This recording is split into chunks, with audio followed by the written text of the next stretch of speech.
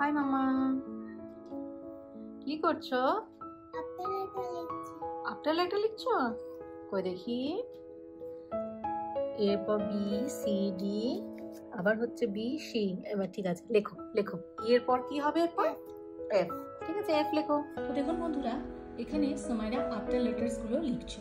আমি এইভাবে পাতা পাতা করে ছবি এঁকে দিয়েছি এবং 1 বাই 1 ওকে লিখতে হচ্ছে। তো আমি আপনাদেরকে বলবো, বাচ্চাদেরকে যখনই কোনো জিনিস প্র্যাকটিস করাবেন নোটবুকেতে একটু কালারফুল করে দেবেন, তাহলে দেখবেন বাচ্চারা অনেক ইন্টারেস্ট দেখাবে। আমি প্রত্যেকটা ভিডিওতে একই কথা বলি যে একটু কালার দেবেন, একটু কালার দেবেন।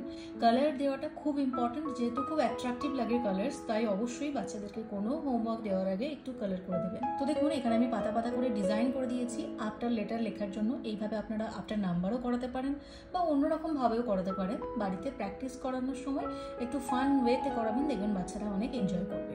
তো সোমাইরার এখানে আফটার লেটার লেখা হয়ে গেছে। তো আজকের মতো ভিডিওটি আমি এখানেই শেষ করছি। যদি ভালো লেগে থাকে অবশ্যই লাইক করবেন, আর এই ধরনের আরও মজার মজার ভালো ভালো ভিডিও পাওয়ার জন্য আমাদের চ্যানেলটিকে অবশ্যই সাবস্ক্রাইব করবেন।